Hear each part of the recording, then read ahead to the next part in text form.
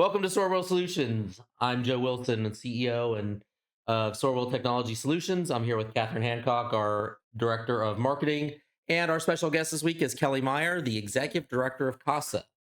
We currently do the IT work for CASA, and I tell you the truth, I didn't know much about CASA till we came to supporting you guys, and the work that you guys do is incredible. What I feel even worse about is I was a deputy for 10 years, and I still didn't know much about CASA back then, and so I feel like I should have. Can you tell our viewers and our audience a little bit more about CASA and what you guys do? Absolutely. So CASA is a nonprofit. We're a 501(c)(3). Giving a little history, the CASA program is a national program started in 1994 in Seattle, Washington. Long story short, there was a judge by the name of Judge Suckup who had the child need a care docket, or the children in foster care docket, children in danger docket, and he realized that he just didn't have enough information, and he didn't have enough resources to get the information that he needed. And so he was seeing hundreds of kids on his docket, and he had like literally 30 seconds, maybe a minute, to make decisions about these children's lives.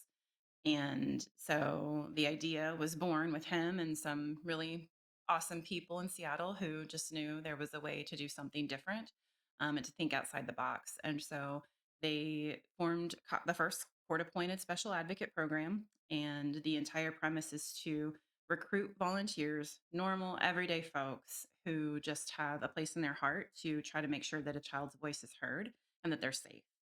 And so by doing so, they started to recruit volunteers. They trained them. So we consider our volunteers to be professional advocates in court. They go through a very, very strenuous training process where they're really put through the gamut of learning everything. So it's not just how to be a CASA, it's everything that goes into being a CASA, learning about child development, working with the court, working with families, understanding poverty, really understanding what drug use looks like in a family.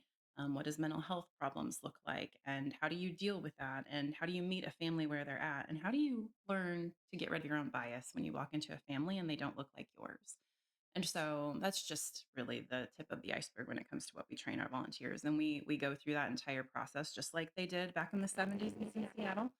And we bring these volunteers to a point where they're ready to go out into the field, and they are assigned to one child or a sibling group, and they get to know those children well enough to know what's best for them. And then they tell the judge, and they have the judge's ear. They are a direct line to the court. They provide reports directly to the judge that hears those cases.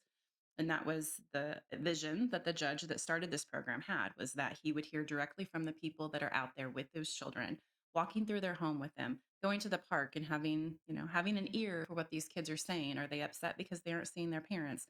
Are they mad because they missed a visit? Do they want a new pair of shoes? Are their needs being met? And hey, they want to go home.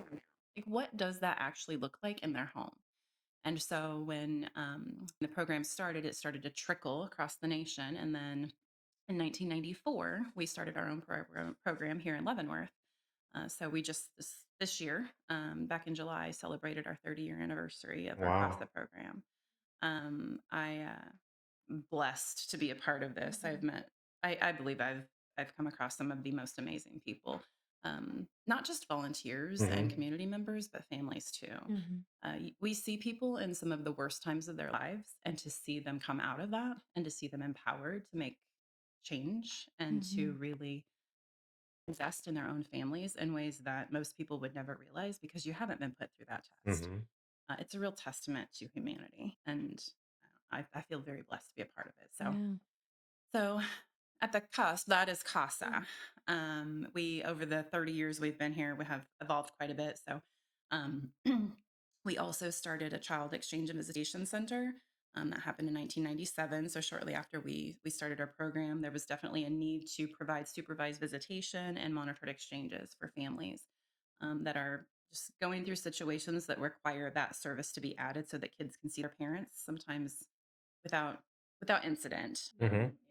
Just go directly from one parent to the other, or have supervised contact, so they can still have contact Hmm. with the parent when for some reason or another it's not okay for them to do so otherwise. And then most lately we took the child advocacy center under our umbrella, And so that was back in 2017. CAC came under our umbrella. So we do all forensic interviews for children that are between 3 and usually 18 that have been through some type of situation that requires them to be interviewed in a professional setting, hopefully limiting the amount of trauma that they've been exposed to by retelling their story. It's a national model that we follow. And we have very well skilled interviewers who do those interviews on site. We have a multidisciplinary team that then reviews those cases and follows those cases if they go through prosecution or referring services that those kiddos need. So, yeah. It's amazing. You guys do so much.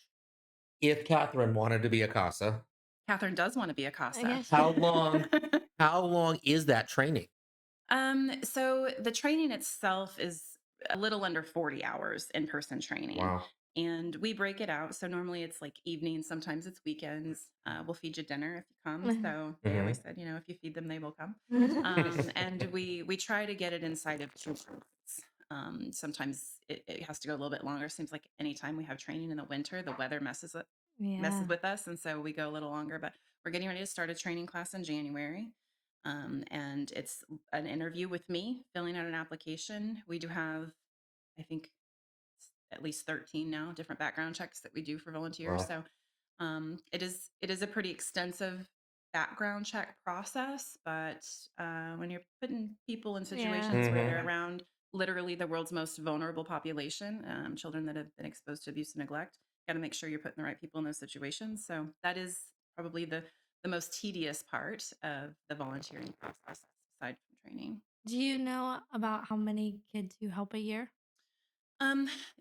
Based on program, we see roughly between 50 and 70 kids with a CASA volunteer. And also that's between both counties. So Luther, Leavenworth, and Atchison County. Yeah. Which is considered the First Judicial District.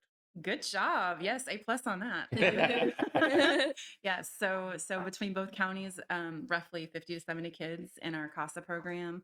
Our visitation center, we average between like 150 and 200 kids. And then in our child advocacy center, we do interviews and ongoing advocacy for anywhere between 150 and 200 too. And how many volunteers you guys currently have? So, let's see. In our child exchange and visitation center, I think we're idling around 20 volunteers. And then give or take around 20 for our 2025 in our CASA program. Oh, that's amazing. How many staff members do you have? What day is it? I actually just did some paperwork yesterday. So right now we have 11 on staff. That's full-time and part-time staff. You do all this work with 11 people. No, we do all that work with 11 people and about 55 volunteers. Volunteers do most of the work Gotcha. that comes out of our programs, with the exception of our child advocacy center, because that is, that's staff driven, and our multidisciplinary team is absolutely a key role and crucial in that program also. But aside from that, we are a volunteer organization. Volunteers make up our board. Volunteers make up our volunteer base and do all of the work. We supervise, and we have amazing staff. Don't get me wrong. I've met some of them. Yes, I think you've met all of them. But we have amazing staff to supervise and to kind of lead the way. But our volunteers are top notch. You can't find a better group of people than people who are willing to give up their time, and how they get nothing in return of that. You don't even sometimes get that good feeling. Like, you go to a soup kitchen and you don't volunteer, and you leave and you're like, man, I really made a difference today. You're a CASA volunteer, and some days you go to court and it doesn't go your way and you're unhappy, and you leave mad, frustrated, unhappy, and you didn't do anything wrong. The family didn't do anything wrong. Court didn't do anything wrong. It just doesn't go the way you want it to go to sometimes. Sometimes it really sucks that things happen in children's lives, and people give of themselves and go through all of that knowing that that is a possible outcome, that they are going to have bad days. They are going to go home crying sometimes. They're going to feel like the world is just against them. That's huge. Like, that's an amazing person. We talked about that one day during some training. I don't want to get back to that, but before we get there, you've been here for 19 years, almost 20. You started out as a volunteer, or how did you start out? I started out as the program coordinator for our child exchange visitation center, which all my staff know. That's my baby. I love that program. I love all of our programs. but I love that program. It's where I've been able to see the most growth in families, I think. Um, one on one. As a staff person, you don't get to usually go out into the field and watch things evolve. In a CASA case, you hear the things, you talk about the things, you supervise the staff, and you know all the things. But in the Visitation and Exchange Center, you see the kids come in for at least an hour, usually every single week. You watch them grow, and you can see things evolve, and you can see parents graduate out of that program. You can see that from the time they came in when they're so defensive and they feel like, we're out to get them, and they're trying to watch everything they say, to 6, 10, 12 weeks later, and they're walking in and they're like, man, I get it, you guys are just here so I can see my kid. You really don't have an ulterior motive. You really do want what's best for my kid. And that is what fills my cup, making sure that parents always realize that we are always here for their kid. And the kid always, that's the prize. Kids always are our number one, making sure a child is safe and that we're trying to do everything we can to promote their happy childhood, healthy growing up, and able to go out and have a normal life. You can just do it for one. That's enough. Wow, that's amazing. We talked about one day the worst day that some of your staff have had and how brutal that can be on them. And you talk about, the volunteers and the stuff that they've gone through. Can you kind of describe what does that worst day look like without giving us too much detail that you can't get into? Um, One of the worst experiences, how bad does it get? You know, for every person, that's going to totally be different, Hmm. right? Like their experience is going to be different. And I also think, being in this field long enough now, my worst day kind of depends on what's happening in my professional life, my personal life, how many other things are building up. Um, Anytime I think about my worst day or my worst experience, I have two that instantly come to mind. We had a kiddo that was didn't survive, Oh, and wow. so you know, getting the phone call of what had happened, feeling like it could have been prevented. I don't know that we could have done any more, but I was a brand new director at the time. I don't even think I'd been here more than a couple of months in that position. And I I mean, I say I was ready, but really I was I was not ready. I don't Never think ready. anybody's You'll ever never be ready, ready, right? yeah. It's like being a parent. You're never really ready. If you wait till Hmm. you're ready, you're never gonna have kids. And so I think that was in my world. I wasn't directly impacted by that, and I didn't personally know any of the people that were involved. I just met them a couple of times before, but knowing that that happened and that I felt like I didn't do enough was absolutely horrible. And then next for me is an opportunity I had to supervise a goodbye visit for a mom and her children.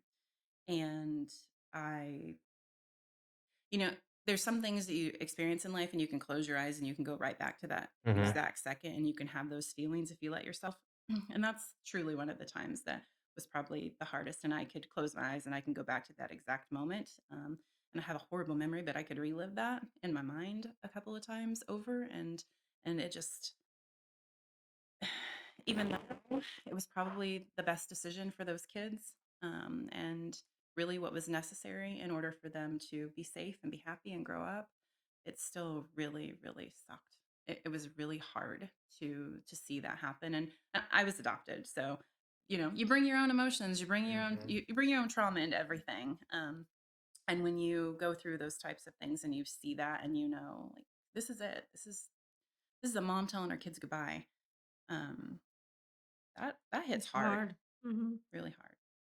There have been some amazing stories too. I know we've been to a couple events that we supported where we've heard some of those kids who kind of graduated from CASA Hmm. talk about their experience and how much that you guys supported them and the great work you did. That's amazing.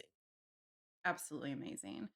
We, like I said, through the power of our volunteers, we have adults now that have went Yeah. through the program, and maybe despised the idea of having a CASA at the time Hmm. because teenagers like no one really, right? Like, they don't really like anything. Hmm. And when you have an adult that's in their business and just another person that's part of the court system, they don't like that. Hmm. By and large, not all, but by and large, like people don't want people in their business, and that's what CASAs do. They're in their business, and so we've seen these kids that turn around and come back, and they end up saying like, gosh, I can't believe the difference that having a voice and being able to talk to someone and having someone who was I knew they were outside of the system. They weren't a decision maker. CASAs aren't decision makers. And yet we're still there every court hearing. We're still there visiting them all the time, following up with their teachers, holding them accountable for their grades. Just because you have come from maybe a family that doesn't hold you accountable for your future doesn't mean CASA is not going to hold you Yeah. accountable for your future. And so seeing those stories kind of be told over the years, it's been amazing to watch. I personally, as a volunteer, because even as staff, we are able to volunteer in some capacity. And so I worked with a young lady that I think I'm going to share this, but I decided to take the case myself because she just chewed up a couple of volunteers. I mean, teenage girl that she just didn't like nobody. And I just figured, well, I'm gonna be here. I might as well do it if I can't I can't get Yeah. anybody else to do this. And I just clicked with her kind of instantly. She was giving me nothing and I wasn't giving her anything either. We were gonna coexist and I was gonna make sure the judge knew how she was doing. Ended up being I just adore this young lady. She ended up being I mean, going through the most horrific situations that probably any child that I mean, right up the top of some of the Yeah. worst stuff we've ever seen. Ended up being valedictorian and going on to college on scholarship and just amazing human being, absolutely amazing human being. And I can remember taking walks with her, and we would just be walking down the road, and she would just ask questions sometimes that were just things that I just assumed everybody knew. And she just taught me so much about what you don't know and how do you make those things known. My daughter always tells my oldest daughter, she always tells me, um, I haven't learned enough to be an adult. Like you have more work to do. You have more to teach me. And I think about that with these kids too when we're training volunteers. Like part of what we're doing, we're not their parents and we're not going to try to fit that role. But at the same time, with every child you come in contact with, how can you be a positive influence? How can you help them maybe know something or learn something or be exposed to something positive that they weren't exposed to yesterday? And that's part of what CASA does that helps us get to the point where these kids come back and they're like, man, you did make a difference. Even if it was this one little thing, it made a difference for me. You advocated for me. I had a voice. I love that you have them speak at all your events and really make a difference in people's lives because you really just don't know until they talk about it. And so many people don't know who we are or what we do unless or until they're exposed to us for some Hmm. reason. And so having them hear directly from someone who has benefited, or even a CASA telling a story about how they've been involved with a family or a child, it really helps people to kind of resonate those feelings and understand what it is to be a CASA and what we do in the community. Yeah, completely amazing. Have you ever had, or how many, maybe is a better question, kids have become CASAs for you guys? We've not had any of our own kiddos that we served become CASAs, but we have CASAs that have been people that have come into our community and then volunteered. They've come in and I would say probably, gosh, maybe 60% of our volunteers have some type of exposure to the system for some reason or another. A lot of times it's not theirs and they had wonderful childhoods, but they'll tell a story like, I had a cousin that had this happen, or my mom told me about when she was growing up, and this is what happened in her life. And so, because that is like a seed that's planted in them, and then when they have the ability to, hey, I do actually have an extra 3 hours a week where I would just be, streaming Netflix. So instead, I'm going to Yeah. go make a total difference in a kid's life. When they get to that point, then Yeah. we get to see them and hear those stories. That's awesome. Now, your budget's made up of money from the county, volunteer donations, private donations. You guys have a number of events, but you guys also do a lot of grant work. A lot of grant work. Yes. Um, if somebody wanted to donate to CASA, how could they do it? So our website, www.casalvks.org. There, I think if you go to our website, there's a button, or Mhm. technology is not my thing, obviously. Yeah. There's something you click on the website, and it will take you directly to the page where you can donate. Also, we have on Facebook, we have stuff on all the digital platforms. We have ways to donate. We also will take donations in our office. We Let's see, people will drop off checks. I love old school checks are great. Cash in our office. There's carrier pigeon. However you would like to donate to CASA, absolutely. We appreciate all donations, and every dollar makes a difference. But you guys hold a number of events that are amazing. I know Night of the Races, the big events, always sold out. We got to go last year as your IT support, but it was an amazing event. You guys do a number of events like that throughout the year. We don't do anything as big as Night at the Races, Mhm. but we do have several fundraisers throughout the year. So we actually right now are in our end of year, like, ramp up for 2025 campaign, and that is really just to get us the cushion that we need to go into the following year. And so we try to raise $30,000 with this campaign. That's our goal, so that we know going into 2025 we'll be able to provide the same programs and services that we have in the previous year, and continue to kind of bolster those services and make sure that whenever we have an extra, a different need, or find something that hasn't been met in the community, we're able to step up and do that. Like parenting classes is one of those things we always try to make sure we kind of have our thumb on what's happening and what Mhm. parents need. So that's a big campaign for us, and we'll go through the month of January, and then we will be gearing up big time for Night at the Races. That'll be the first Friday in May. Big changes coming for this year's Night at the Races. So this is our 20-year anniversary of that event, and we've historically always had that event downtown Leavenworth at the Mhm. community center.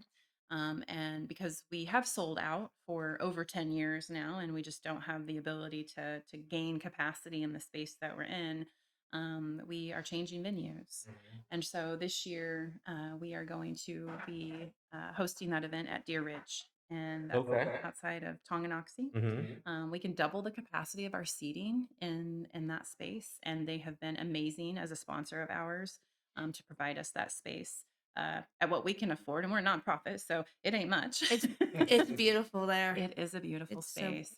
So we're revamping everything. A lot of new stuff that's going to come out for this year's Night at the Races. For everybody who's been in the past, still a touch of all the old. So be familiar, but exciting and fun and a little different. Definitely going to need some technology, IT support, as we navigate and figure out how to make all those things work. But we're excited. We're going to start releasing a lot more information about what that event will look like, and how we're going to make it just a little bit more special this year as we celebrate 20 years with that event. So yeah, Night at the Races in May, and then we will do a Glow Golf tournament, Okay. which we Oh, did yeah. one last year, and started that in Atchison, and that was a lot of fun. Never participated in Glow Golf before. Really interesting for it to be pitch black and to have all these golf balls like flying through the air. That was fun. I was really glad I was watching it from a distance. Yeah.